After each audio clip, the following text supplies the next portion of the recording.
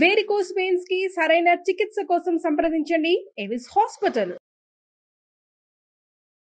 నమస్తే రమ్మగారు. నమస్తే జయ. ఏదైనా కథ చెప్తారండి? వింత కోరిక చెప్తా. ఓ ఇది యాక్చువల్గా కథాసాగరంలో ఉంది. తర్వాత అలాంటి కథే మళ్ళీ మనకి మన కాశీ యాత్రలు ఉన్నాయి కదా, ఏమంటారు మన కాశీ మజిలీ కథలు, వాట్లల్లో కూడా ఉంది. దాని తాలూకు మినియేచర్ ఫామ్ అనుకో, బ్రీఫ్ కథ. పూర్వం అంటే ఒక రాజ్యానికి రాజుగారు ఉండేవారు, పరాక్రమ వర్మ. ఆయనకి లేక లేక అపురూప సౌందర్యవతి అయిన కూతురు పుట్టిందట, కనకవల్లి అమ్మాయి పేరు. అయితే ఈ కనకవల్లి పెద్దది, ఓ 16-17 సంవత్సరాలు వచ్చాక వివాహం సంకల్పించారు.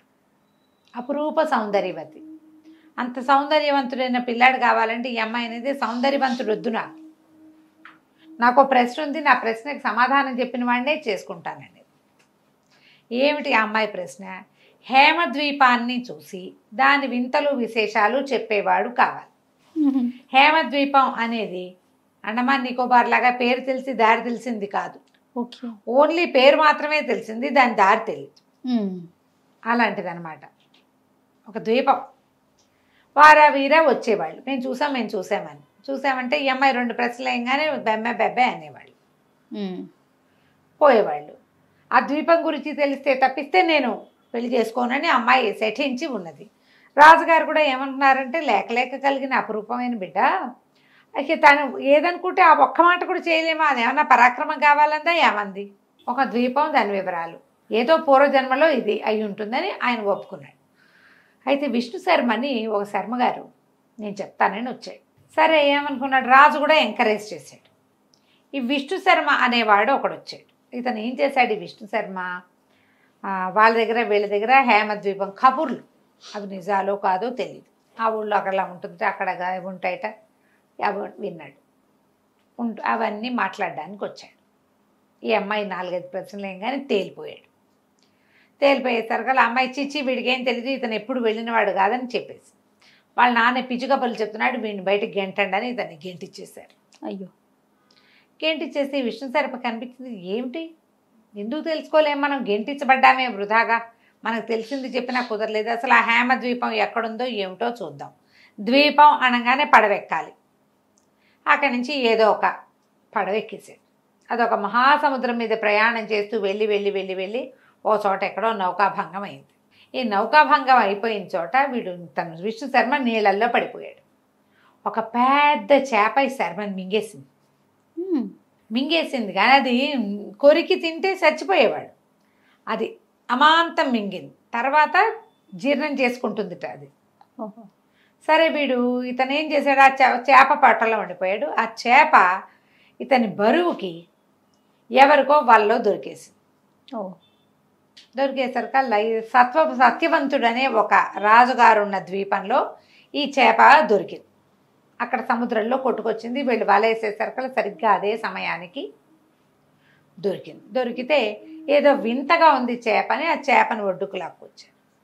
రాజుగారు అదే టైంకి ఆ సత్యవంతుడని ఆయన వ్యాహ్యాలకు వచ్చాడు. వ్యాహ్యాలకు వచ్చి చూసాడు. చూసి ఏమిట్రా వింతగా ఉంది, ఏం మింగేసిందో కోసేయండి చూద్దామన్నాడు.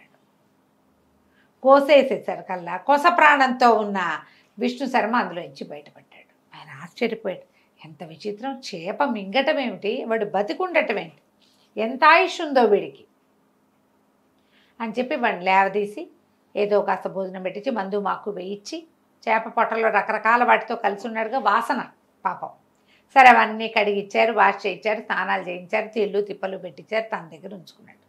ఉంచుకుంటే ఇతను అన్నాడు, మరి నాకు హేమద్వీపం వివరాలు కావాలండి, నేను దానికోసమే బయలుదేరాను, నా జీవితానికి పెద్ద ముడేసుకుని కూర్చుంది ఆ హేమద్వీపం, అవమానపడి బయటికి రావాల్సి వచ్చింది, నాకు దాని వివరాలు ఇప్పించండి అంటే ఈయన అన్నాడు, హేమద్వీపం సంగతి నాకు కూడా తెలియదు, కాకపోతే నేను ఈ వచ్చే వారం రాహుల ద్వీపానికి వెళ్తున్నా, అక్కడికి ఎందరో మహానుభావులు వస్తారు, మరి ఈ పడవల్లో తిరిగే వాళ్ళు చాలామంది వస్తారు, వాళ్ళల్లో ఎవరినైనా ఈ హేమద్వీపం అనే ప్రత్యేక ద్వీపం గురించి కనుక్కుందాం, నువ్వు మాతో రా అని చెప్తే ఓ 10-15 రోజులు రాజుగారితో పాటు చక్కగా ఉండి తర్వాత ఆయనతో కలిసి బయలుదేరాడు. బయలుదేరితే ఈ వారం 10 రోజులు ఈ విష్ణు శర్మను చూసి ఈయన ఏమనుకున్నాడట, ఈ సత్యవంతుడు పిల్లాడు చక్కగా ఉన్నాడు, ఎక్కడో పరదేశి అయినా కూడా చాలా బాగున్నాడు మనిషి, రాజకుమార్తె తన పని అయిపోతే రాకుమార్తెనిచ్చి పెళ్లి చేసి తన ద్వీపానికి రాజుని చేసి తన ఇంట్లోనే ఉంచుకోవాలనుకున్నారు. కంపెనీ నచ్చిందనమాట. ఓకే. ఆ విషయాన్ని ఆయన ఇంట్లో చెప్పాడు, అమ్మాయికి చూపించాడు కూడా, ఇతను నీకు ఓకేనా అని. అమ్మాయి కూడా ఓకే అనుకుంది. సరే ఇతను అడిగిన హేమద్వీపానికి తీసుకెళ్ళాలి కదా, రాజుగారు ఈ సత్యవంతుడును మన విష్ణు శర్మ ఇద్దరు కలిసి పెద్ద పడవలెక్కి రాహుల ద్వీపానికి బయలుదేరారు. ఆ రాహుల ద్వీపానికి వెళ్తున్న దారిలో ఏమైంది, ఒక పెద్ద సుడిగుండం లాంటిది వచ్చి వీళ్ళ పడవ సుడిగుండంలో పడిపోయింది. సత్యవంతుడు తేలలేదు.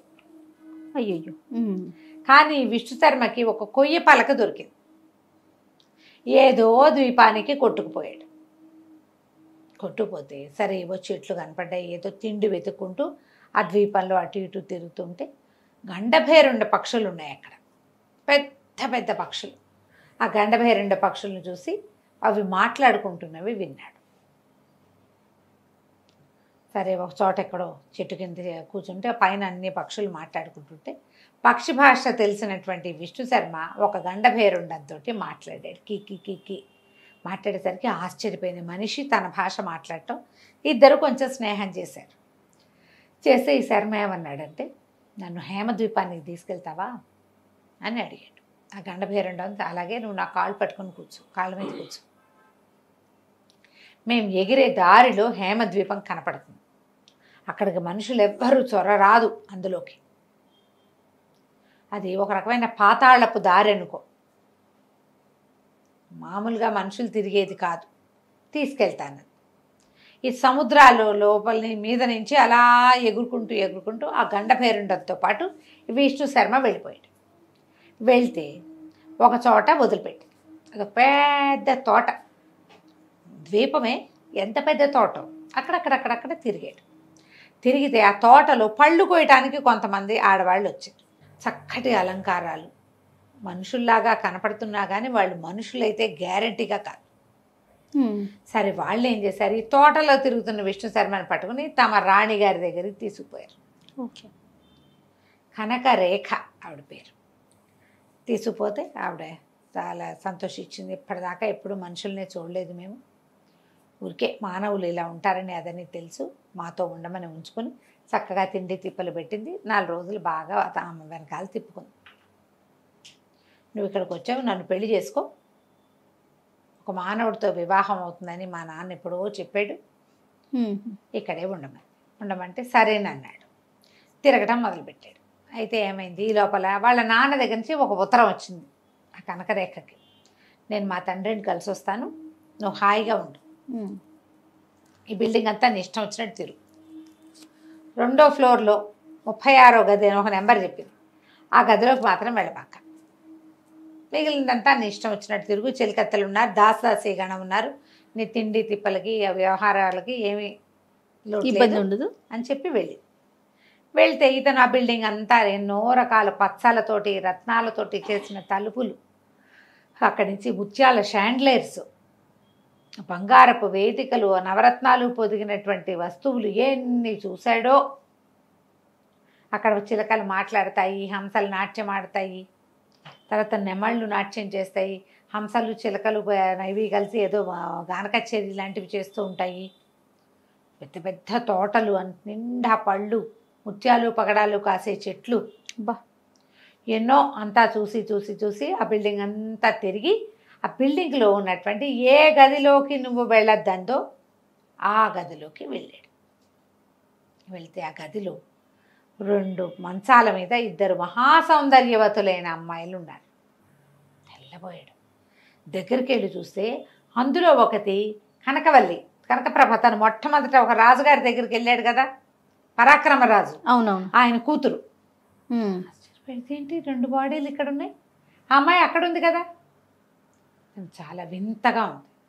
సరే ఏం చేశాడు, దానికి ఆ గదికి ఒక బాల్కనీ, దాన్ని ఆనించి ఒక తోట ఉన్నాయి. ఇవి ఫ్లోర్ల వైజ్గా ఉన్నాయి కదా, 2వ ఫ్లోర్ కూడా ఒక తోట కనపడుతుంది. ఆ తోటలోకి వెళ్ళాడు. అక్కడ ఒక పంచకళ్యాణి గుర్రం, ఎంత బాగుందో. సరే ఏం చేశాడు, దగ్గరికి వెళ్ళి దాన్ని ఎక్కబోయాడు. ఎక్కబోతే ఆ గుర్రం ఒక్క తన్ను తన్నింది. తన్నేసరికల్లా అక్కడ ఒక బావి ఉంది. ఆ బావిలో పడ్డాడు. వెళ్ళి బావిలో పడినవాడు ఇక ఎక్కడ ప్రత్యక్షం అయ్యాడు? పరాక్రమరాజు గారి ఊళ్ళో ఉన్న ఏట్లో ప్రత్యక్షం అయ్యాడు. చూసుకుంటే ఏముంది, బావి లేదు, పంచకళ్యాణ్ లేదు, ఆ ఇద్దరు అమ్మాయిలు లేరు, కనకరేఖ తాలూకు బ్రహ్మాండమైన తోట, పగడాలు ముత్యాలు కాసే చెట్లు ఏమీ లేవు. తన ఊళ్ళోకి వచ్చి పడిపోయాడు. సరే ఏమనుకున్నాడు, రాజుగారి దగ్గర బయలుదేరాడు. హేమద్వీపం చూశాడు కదా, ఆ ద్వీపాన్ని చూశాను అని చెప్పడం కోసం రాజుగారి దగ్గరికి వెళ్తే రాజు అన్నాడు, ఇదివరకట్లాగా నువ్వు పిచ్చి కథలు పిచ్చి కబుర్లు పుస్తకాలు చదువు నువ్వు చెప్తే కుదరదు, సరిగ్గా చెప్పాలి. ఒకవేళ ఏదైనా తేడా చేసేవా నిన్ను కోట కట్టిస్తాను నీ తలకాయని అంటే, ఏం పర్వాలేదు నేను చెప్తాను అన్నాడు. అక్కడి నుంచి కనకప్రభాన్ని ప్రవేశపెట్టారు. అమ్మాయి వచ్చి కూర్చుంది. ఫలానా తోట, ఫలానా దొడ్డి, ఫలానా బిల్డింగు అన్నీ అడిగింది. అన్నీ చెప్పాడు. అన్నీ చెప్పాడు. అక్కడ నా చేతులు పుచ్చుకో అంది. చేతులు పుచ్చుకో, నువ్వు చూసి వచ్చావు కదా అంటే, అన్నీ చూశాను, అక్కడ ఒక అక్క అయింది, ఇద్దరు చెల్లెళ్ళు ఉన్నారు అని చెప్పాడు. చెప్పేసరికి చేతులు పుచ్చుకోగానే వెంటనే అమ్మాయి శరీరాన్ని వదిలేసి మేము ఒక పొరపాటు చేసాం, మేము చేసిన పొరపాటు వల్ల మాకు ఇది వచ్చింది. ఒకప్పుడు ఒక మహాముని తపస్సు చేసుకుంటుంటే నేను మా చెల్లెలు, మేము ముగ్గురు అక్క చెల్లెలు, అక్కడ నీకు కనపడింది మా అక్కయ్య కనకరేఖ, మేము ఇంకా ఇద్దరం కనకప్రభ కనకవల్లి, మేమిద్దరము జలకాలు ఆడుతుంటే ఆ నది ఒడ్డు మీద ఉన్నటువంటి మానవుడిని, ఒక ఋషిని చూడకుండా స్నానాలు చేస్తూ నీళ్ళని విసిరేసాము. మా ఒంటి మీద నుంచి పడినటువంటి నీళ్లు ఆ ఋషి మీద పడ్డాయి. ఆయన చిచ్చి మానవులు లాంటివి చేశారు, యక్షకన్యలు అయ్యుండి కూడా మీరు ఇట్లాంటి పని చేశారని మమ్మల్ని శపించాడు. శపించేసరికల్లా మేమిద్దరం మానవులుగా పుట్టాం, మా అక్క అక్కడ ఉండిపోయింది. ఇలా పొరపాట్లు చేయటం వల్ల మా నాన్న ఇంకా మా అక్కయ్యకి మేము యక్షలోక ప్రవేశం లేకుండా సముద్ర గర్భంలో ఉన్న ద్వీపం హేమద్వీపాన్ని తయారు చేయించి మా అక్కయ్యకి ఇచ్చేశాడు. మా అక్కయ్య ఒక్కతే అక్కడ ఉంది. ఇలా ఎవరైనా సరే అక్కడికి వెళ్ళి నా శరీరాన్ని చూసి నాకు కథ చెప్పిన వాడిని ముట్టుకుంటే నాకు శాప విమోచనం అయిపోయింది, నేను శరీరాన్ని వదిలేసి వెళ్ళిపోతున్నాను, నువ్వు అక్కడికి వచ్చి నన్ను పెళ్లి చేసుకో, నువ్వు మా అక్కయ్యని పెళ్లి చేసుకుంటానని మాట ఇచ్చావు కదా, అక్కడికి వస్తే నేను కూడా నీ భార్యను అవుతానని చెప్పి శరీరాన్ని వదిలిపెట్టి వెళ్ళిపోయింది. అక్కడే నిలబడి కూర్చుని చూస్తున్నటువంటి రాజుగారు రాణిగారు అయ్యో మా కూతురు చచ్చిపోయిందో అని లబో దిబోమని ఏడ్చారు. శరీరం వదిలేసింది. ఈ అమ్మాయి బాడీ ఎక్కడుంది, అసలు ఒరిజినల్ బాడీ హేమద్వీపంలో, అక్కడికి వెళ్ళిపోయింది. సరే ఇతను మళ్ళీ హేమద్వీపం వెళ్ళాలంటే ఏం చేయాలి, రాజుగారు చూస్తూనే ఉన్నాడు కాబట్టి ఇంకా విష్ణు శర్మని ఏమీ అనలేకపోయాడు. సరే ఇతను ఏం చేశాడు, మళ్ళీ పడవెక్కి సత్యవ్రతుడు ఆయన చనిపోయాడు కదా, అవునవును, సత్యవంతుడు, అక్కడికి బయలుదేరాడు వాళ్ళ నగరానికి.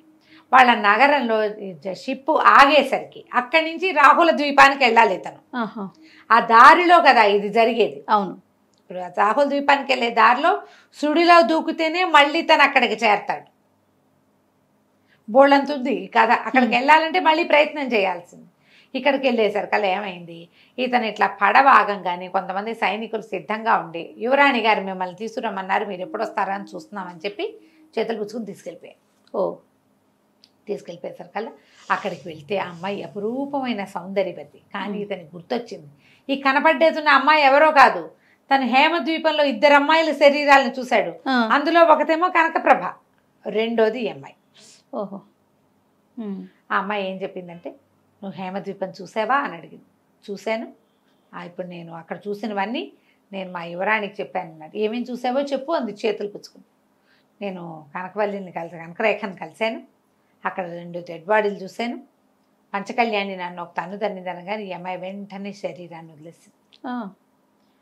నేనే ఆ 3వ దాన్ని, మేము 3 అక్క చెల్లెళ్ళం, పద మనం వెళ్ళిపోదాం, నువ్వు ఇంకో రకంగా అక్కడికి చేరవు, కిందటిసారి నీకు అవకాశం లభించింది కాబట్టి చేరావని ఆ అమ్మాయి ఒక చప్పట్లు చరిచింది. రాణిగారు చూస్తూనే ఉంది, ఆవిడికి తెలుసు శాపగ్రస్త అయిన యక్షకన్య తమకు పుట్టిందని. ఆ తండ్రిని బతికించి పంపిస్తాం, ఆయన సముద్ర గర్భంలో ఎక్కడో పడిపోయాడు అని చెప్పి తల్లికి చెప్పి చప్పట్లు తెరితే ఒక మేఘం వచ్చిందట కిందకి. ఆ మేఘం మీద కూర్చుని ఈ కనకవల్లి విష్ణు శర్మ ఇద్దరు కూర్చుని వెళ్ళిపోయారు. ఈ అమ్మాయి వెళ్తూ వెళ్తూ ఆ మేఘాన్ని చెప్పింది, నా తండ్రి అయిన సత్యవంతుణ్ణి రాజ్యానికి మళ్ళీ చేర్చు అని. ఈ అమ్మాయిని హేమద్వీపానికి వెళ్ళిపోయింది అమ్మాయితో సహా. అప్పుడు కనకరేఖ, కనకప్రభ, కనకవల్లి ముగ్గురు అమ్మాయిల్ని పెళ్లి చేసుకుని ఎంతో కాలం పాటు వాళ్ళలాగానే యక్షుల్లాగా చాలా సంవత్సరాలు జీవించే అవకాశాన్ని పొంది విష్ణు శర్మ అక్కడే ఉండిపోయాడట. కలకంటికి మనం ఇంటికి. బాగుంది. వాళ్ళ నాన్న తిరిగి వచ్చేసాడు.